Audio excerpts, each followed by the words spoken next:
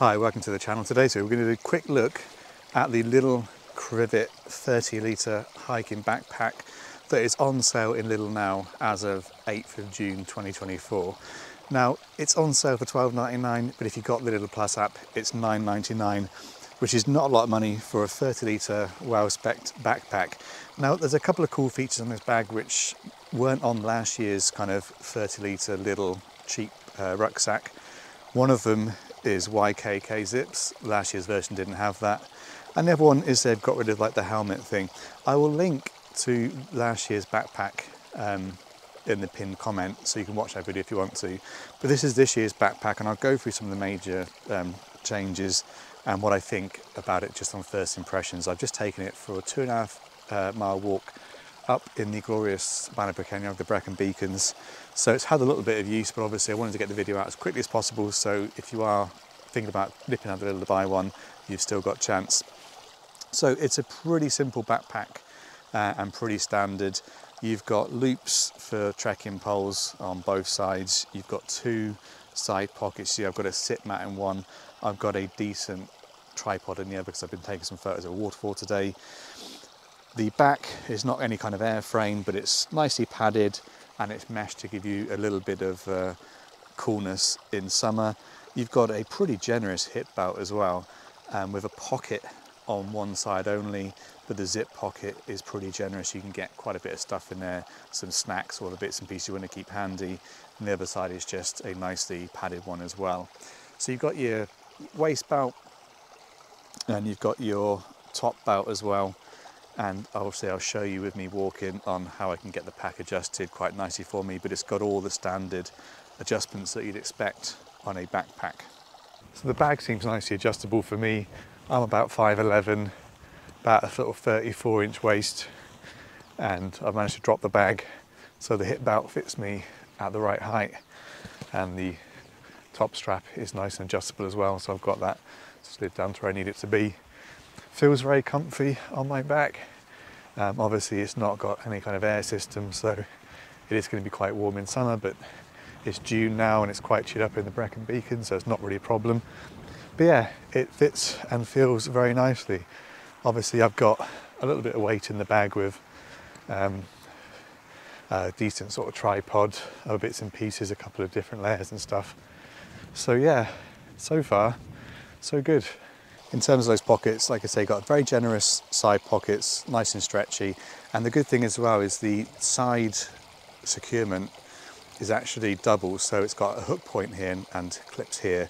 So actually you get double securement of things like this, so they shouldn't blow away. And it's really handy for tripods as well. You get double on the tripod. The mesh pocket is good to stuff things into. I've picked up what's probably one of those Chinese lantern type things, some rubbish on my walk today, so you could just stuff that in there. So you could fit a waterproof layer or a warmer layer in there quite easily. And at the bottom of the bag, you've got a little Velcro bit tab, which will take out the rain cover.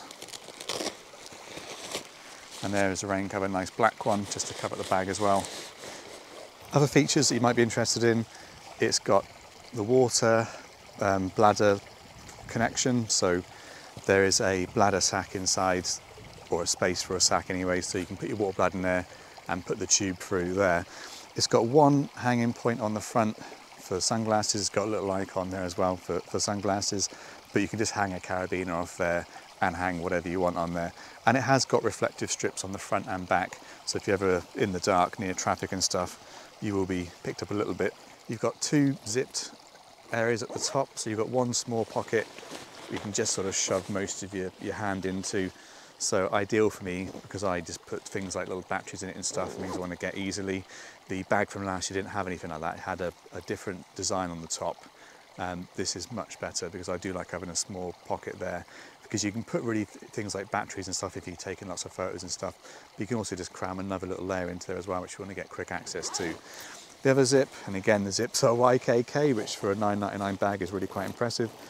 It's got some safety details there. It's got emergency signals and stuff that you can give out if you're ever in trouble. And it has actually got a whistle on the connector. A lot of bags have that, so again, if you're caught short somewhere, you can blow a whistle and alert people. So in terms of the bag, just one big space inside with a bladder sack as well, so you can put your bladder in there quite easily if you do use one.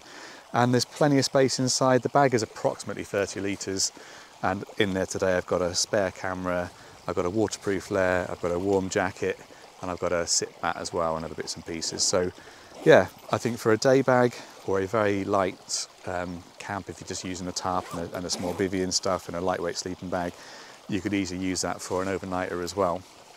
In terms of differences to last year's bag, which I might do a follow-up video on because I've used that bag an awful lot. I did a quick review like I did with this, like I'm doing with this bag now when I first got it.